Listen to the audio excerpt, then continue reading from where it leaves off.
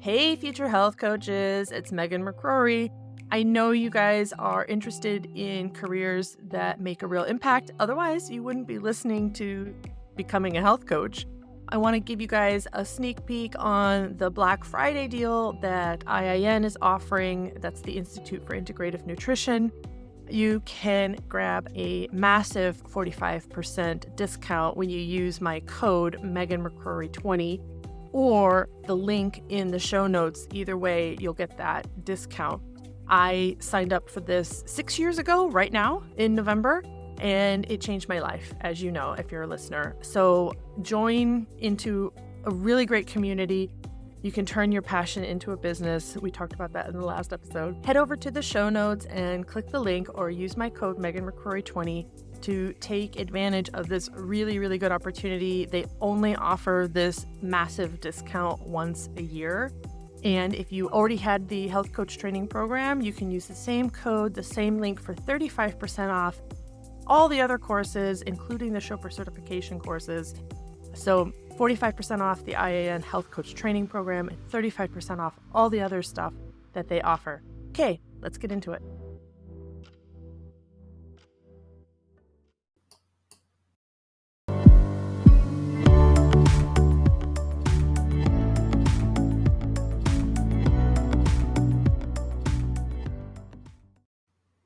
Hello and welcome to the podcast all about becoming a health coach. I am your hostess with the mostest, Megan McCrory. I am a certified international health coach, and I am bringing you along on my journey of building my health coaching business. And in this episode, I want to talk about how to coach when you don't have any clients. And if you want to be part of this episode, you can do that by joining the live stream or by commenting whenever you're listening to this. All right, so let's get into it. What does this mean, coaching with no clients? Well, a lot of people I know who are coming right out of school, right out of their health coach training program, they just don't have any clients, and you're super excited. You want to get going. You're on every coaching group on Facebook where you can learn how to find your ideal client and how to build your business and so on and so forth. But you've kind of left the coaching behind while you're trying to build the business. And so what we're talking about is like how to not lose that coaching aspect while you're building your business. You may have absolutely zero idea who your ideal client is. I know it took me a long time to figure out who my ideal client is, and I still think that that's morphing and changing as I go. But one of the things that I found extremely helpful in the time from when I took my health coaching training program to when I'm actually starting my business, which is actually like 4 years later, after I've done my health coaching, I have now starting my business. And one of the things I've done in between there is the items that we're going to talk about today is I coached without having any clients. Okay. So why, let's talk about first why. Let's get into why should we be doing this. So the first reason is that these are skills that you've paid a lot of money for, you've spent a lot of time learning, and if you don't use them, you will lose them. Just like learning a foreign language, just like building muscle, all these, any skill that requires any kind of repetitive practice. Musical instruments, that's also a good one. If you don't practice that skill, you will lose that ability to do that well. Okay. You might still be able to struggle through. So the first reason is just to use those skills every day or as much as possible.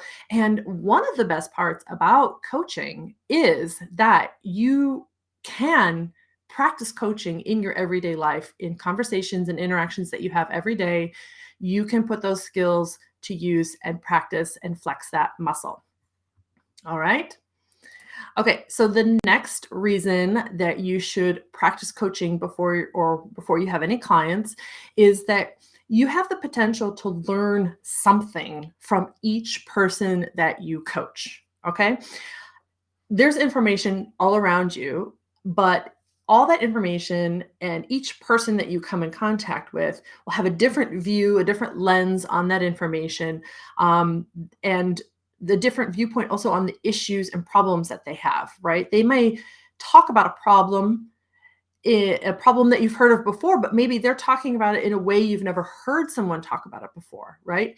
So think about that in relation to, like, you can do all the Google searches you want, but the nothing can give you the insight into people other than just engaging and interacting with them. So that's, you have this potential to learn everything from people that you're coaching.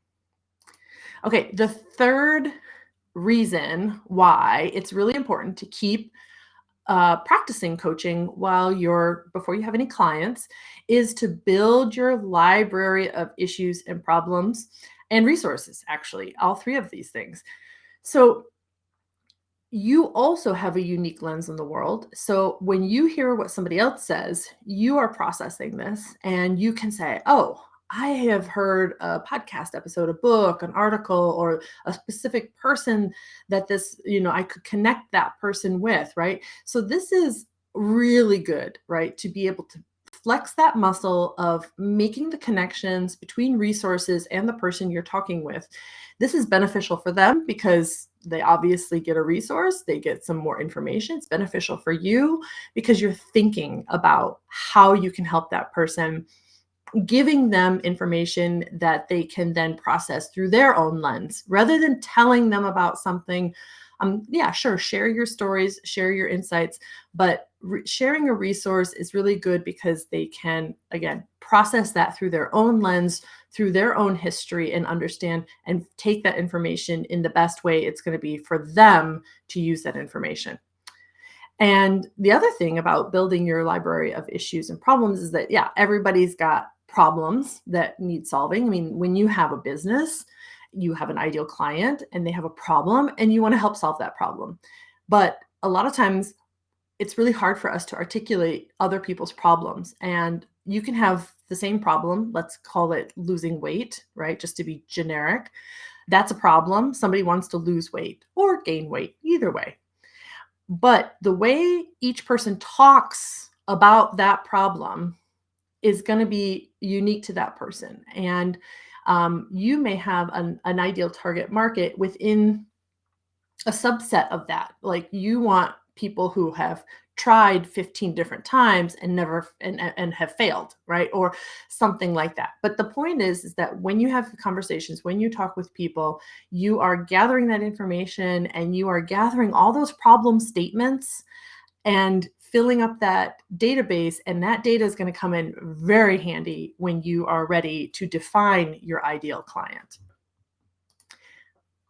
Okay.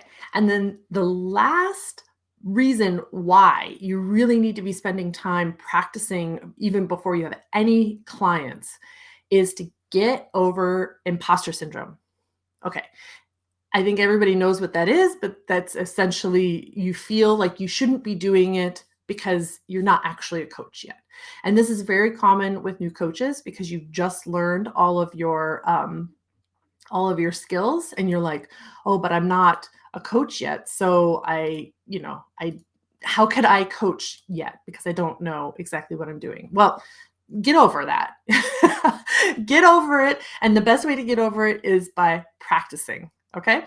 And yeah, so those are the 4 reasons why I think that regardless of whether you have any clients at all, you should be practicing coaching. So let's now shift gears and hop into how. How do you practice coaching when you don't have any clients?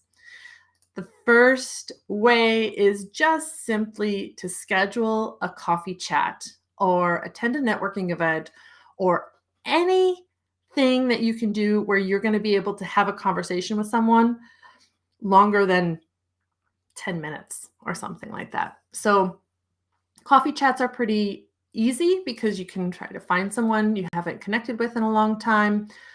It can be virtual, but it's actually much better for it to be in person. But you do what you can, right? So you're going to schedule this coffee chat, and the person you're talking with does not need to know that you're going to practice coaching on them. Okay.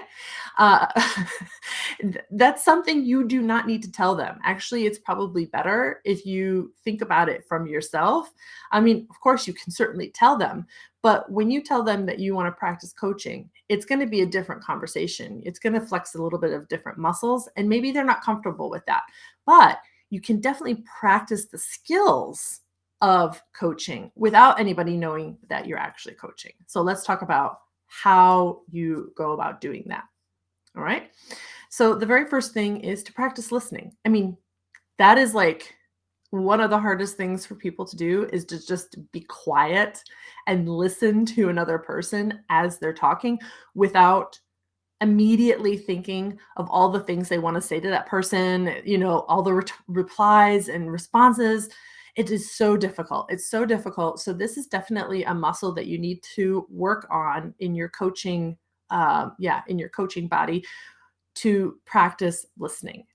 Just take a step back and focus on the person. Again, this has nothing to do like directly with coaching. It is a good coaching skill, but that's also a really good skill just to have when you're talking with people, is to be a good listener. So I would say that is the very first thing that you should practice on. And before you, and all of these points that I'm going to get to, all of these tips I'm going to get to, you have to think about this and plan this before you go into your conversation. Now, as someone who's living in a country where I'm not a native speaker, I often prepare in my head kind of the interaction I might have with someone where I'm going to have to speak German.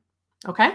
So I'm going to go, okay, I'm going to go there, and this is the questions they're going to ask me, and this is how I'm going to respond. And I kind of pre-plan out this dialogue in my brain. And that is exactly the types of things that you should do before you have an engagement with someone or an interaction with someone, because you've scheduled it, so it's coming, right? And before you go, you're going to go, okay, these are the things I'm going to do. I'm going to practice listening, and I'm going to notice myself when I start to think about something that's not completely focused on them. So in addition to you doing good listening to this person, for the other person, you're also learning a lot about yourself and training yourself. It's almost like how you can train yourself in meditation to really control your thoughts. And that's what you're doing, right? You're controlling your actions, and you're noticing when you are thinking about something else, whether that's the thing you want to respond to them, and come back to the point where you're just completely focused on that person. So that's the first tip. The second is to practice your good open-ended questions. Everybody knows what I'm talking about. When you're coaching, you do not want to ask them a question that's a yes or no question. You want them to elaborate, right?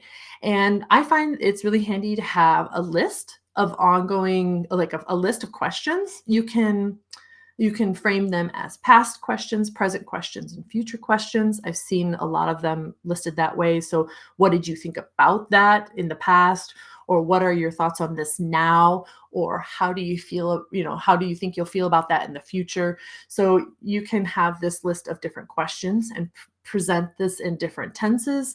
But whatever you do, having a list of these open-ended questions is a really good thing to have, because when you're in a conversation with someone, they might ask you a very good question, and you can record that and note it down and add it to your list of really good questions to ask people. Right. Okay. On to the next one. So the next one is digging below the surface quickly. If you have an hour with someone to have a coffee, you might spend 45 minutes talking about surface things. How was their last vacation? How is work going? You know what I mean? Like, there's a lot of surface stuff that you can cover, especially if you haven't seen someone in a while. But as soon as you can see and focus on where you think someone might want to dig deeper, right? It's the questions that you can ask are, well, what's on your mind? or I can tell something's on your mind. What do what's going on there? Like, you know what I mean? Dig deeper, and get, who cares about, covering everything in one coaching, in one conversation. Get in there. Get in there deep, because not only, again, are you practicing those skills of being able to recognize that a person is interested in wanting to talk about something, but you're also being a good friend, right? You're actually showing up for that person. You're listening to that person, and you're giving them a safe space for them to talk. So you are doing them a service, even though you are also practicing your coaching skills. Right. Okay. In that same vein, you want to make sure that this conversation is all about the other person. Okay.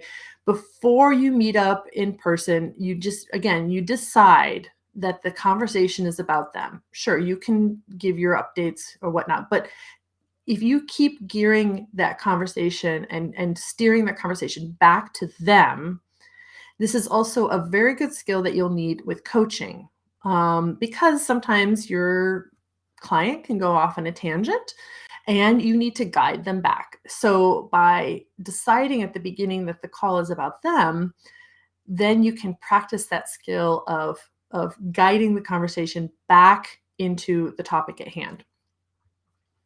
Okay, so the other two things are actually something you would do after you have the conversation with someone, which is practice writing up your notes. Okay, so after the engagement is over, whether it's immediately or maybe later in the day, but I would say no more than 24 hours. And I would say try to do it the day of. At least I'm telling myself this because I will forget it if 24 hours passes or I sleep, right? So when you practice, what you're going to be doing is first of all, you're going to review the conversation and make some highlights, summarize the highlights of the conversation. What were the important points that they talked about? What were some feelings that you had? What were feelings that they had? Kind of just, yeah, you're just reviewing, you're just kind of analyzing the conversation from your viewpoint.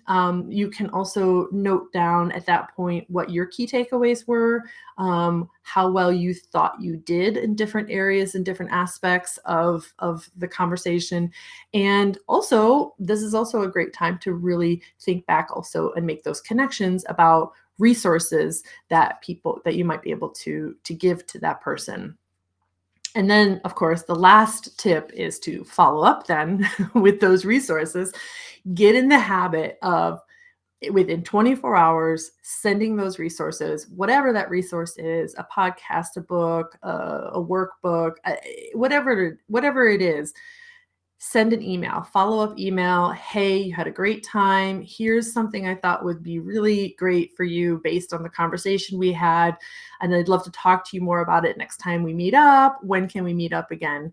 And then you can schedule your next appointment with them or your next meeting with them. I mean, this is great because, again, back to the beginning of what we're talking about, why you're doing this is building your own resources. So if you have some kind of system to manage your inventory of resources, you could tag that resource with some specific keywords and really start to build that library. So when you have another situation in the future, you can start to look, through with keywords and say, oh yeah, here's 5 different books that hit that topic. Which one would be the best for that person to use? Okay. All right. So that is the first way. So the first way you can practice is really just scheduling a coffee chat or any kind of conversation with someone and just practice coaching, like I said, without them knowing.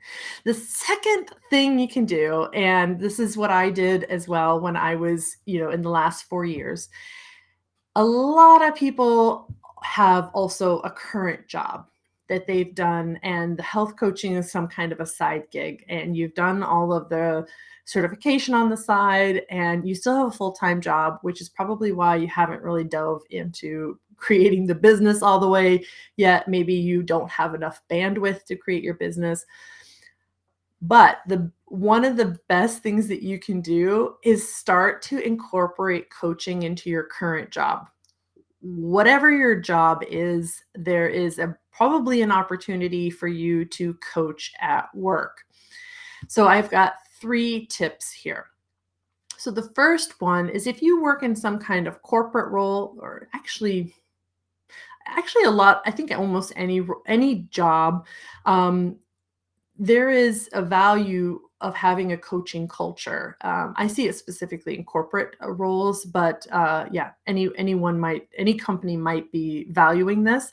But you could be the first one to kind of step up and offer to prepare and teach basic coaching skills.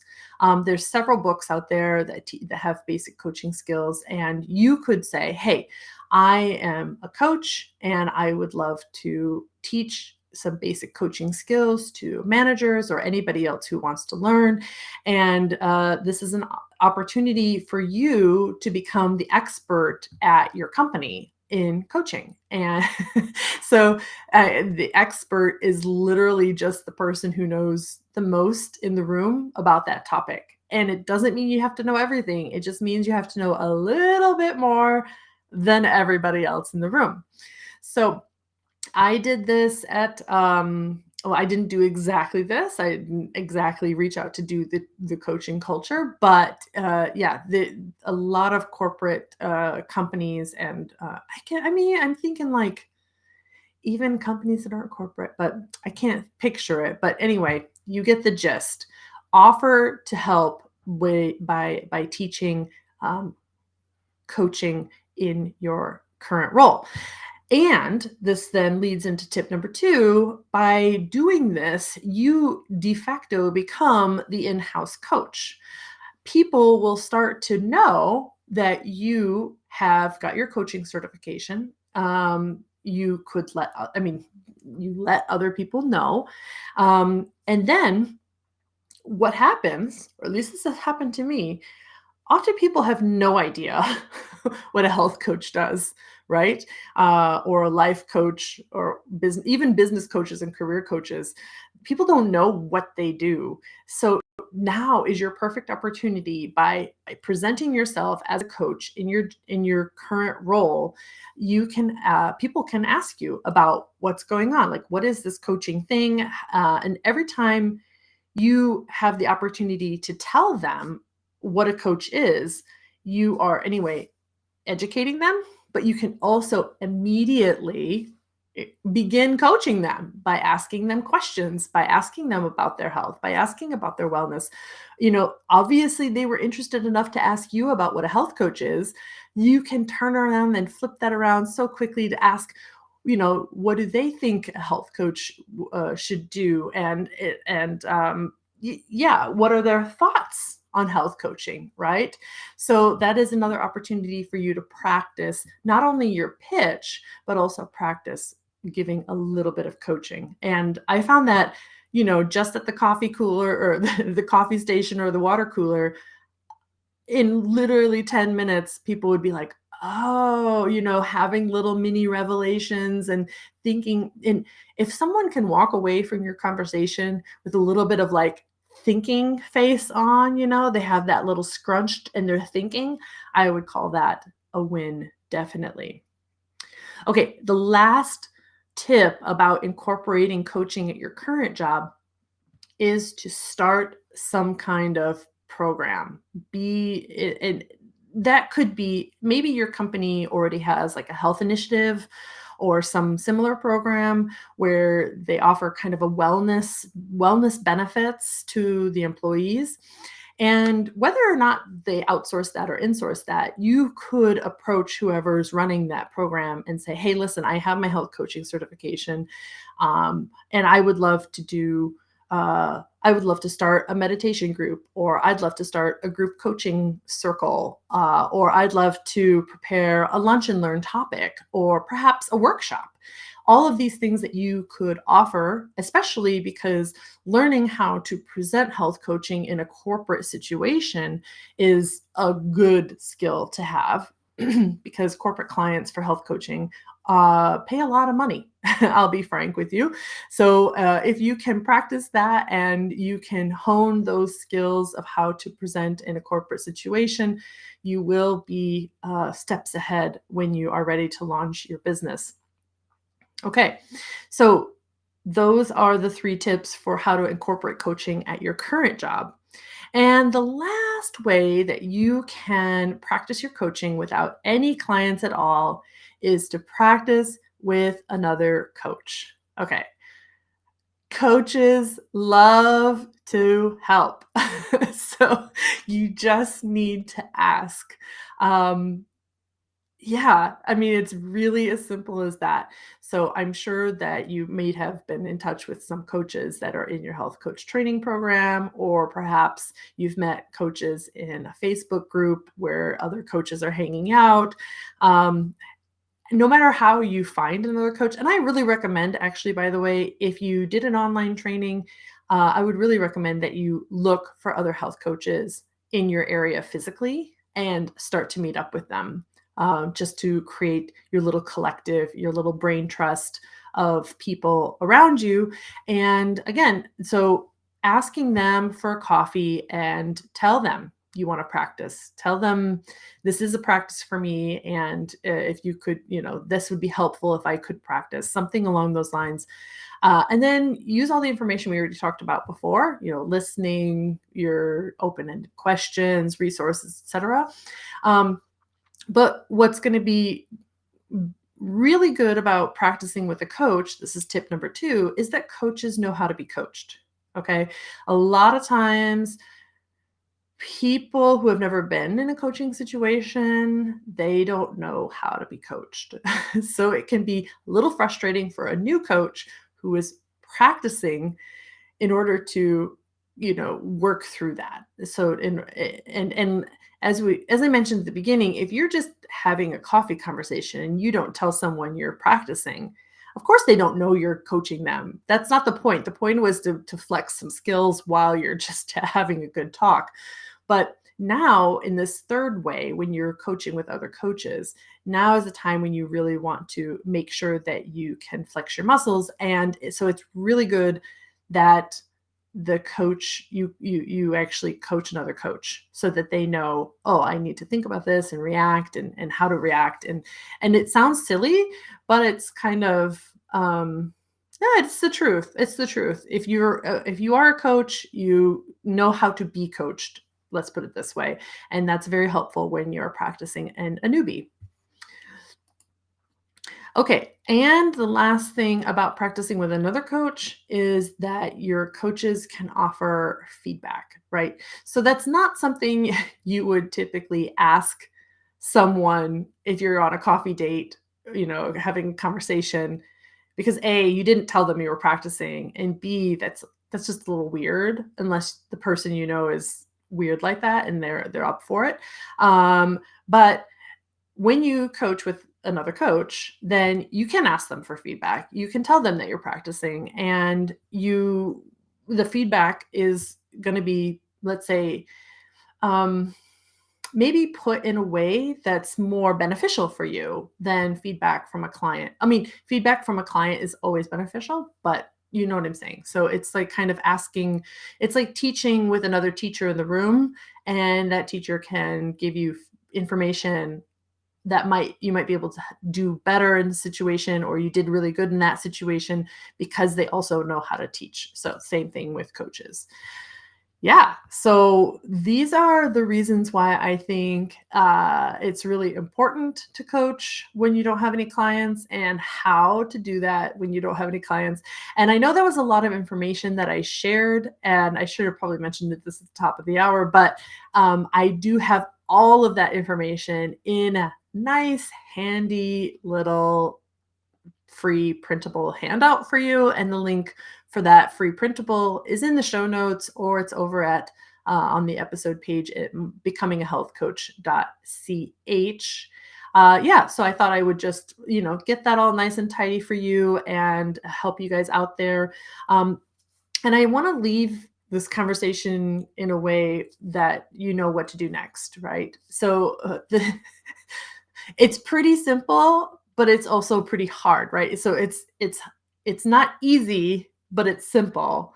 And that is just to pick an action and make a plan to do that. So I have the handout that I have is kind of in a checklist format. So you can kind of check off like things that you've done so you can make sure you can practice everything. And yeah, just pick one of the actions and make a plan to do it, and then be consistent with that. And if you need help or motivation or accountability to do that, to get started, I would love to invite you over to the My Best Self coaching and community, which is a community of like actioned individuals. And we're all dedicated to supporting each other, and our paths will accomplish goals. Now, everybody in there has different goals, and you would be in there with the goal of becoming a health coach. And there will be other people in there with the same goal, but there will also be other people in there that have different goals. So that will be a nice way to kind of have a collective mind and kind of give you some other perspectives on different goals and help you, you can coach other people in the community as well. Why not? You can join the community for free. It's a kind of a limited access when you're a free member, or you can join as a level up member. And when you join as a level up member, you get access to the group coaching, monthly challenges, accountability partners, weekly goal sharing. Yeah, and we are all there. The coaches are there to help you set and get to those goals. And your goal here, of course, is becoming a health coach. So don't do it alone. There's people out there like me who would love to help you. And if you need someone to practice with, I will volunteer at least a good half an hour of my time to chit chat with you, and you can practice coaching with me anytime. I will also leave a link for that in the show notes as well if you want to schedule a practice session with me. I'm looking forward to it. Okay, I have done a lot of talking, obviously, because it's just me today. And I think I'm just going to wrap it up there. So if you guys need anything, you can contact me through the Facebook group or through my website or through email. You know where all those things are. And I'm so happy to have had this time with you guys today. And I'm looking forward to the next one. See you later. Bye. Hey, you're still listening. Great. Okay, now I can tell you about my 12-week goal setting session. So in this 1-hour session, I'm going to help guide you through a powerful process inspired by the best-selling book, The 12-Week Year. I know. Everybody at this time of the year starts to think about year-long goals. And I would argue that year-long goals are really hard to contextualize. What is going to be happening in a year from now? You have no idea. But 12 weeks gives you a little bit better understanding because you kind of already have your calendar booked out for the next 12 weeks, kind of know what's going to be going on. So if you can focus your goals on the next 12 weeks, you can make some really big actionable steps towards your long-term vision. So in this 1-hour session, we do talk about long-term vision. We talk about where you want to be. We talk about what your 5-year, 10-year, 3-year, all those goals are. But that's only a brief part. We know, we see the long distance view, but let's break that down. And then we get into the 1 to 3 strategic 12-week goals that are going to get you to those long-term vision. Then we're going to put that into a really cool action plan with like checklists and timing and all that jazz to make sure that you are clear and that you have accountability to get those goals done. And then that's not it. Then we are going to tackle your roadblocks because you have roadblocks. So we're going to tackle those roadblocks. We're going to create a plan to overcome them. So when you start to self-sabotage, what you can do to get around those roadblocks. Okay, so if this is interesting for you, it is only 1 hour of your time and it's only 45 Swiss francs. I host this gig over on Fiverr, but I'm also going to put a link down in the show notes. So if you're interested, hit me up.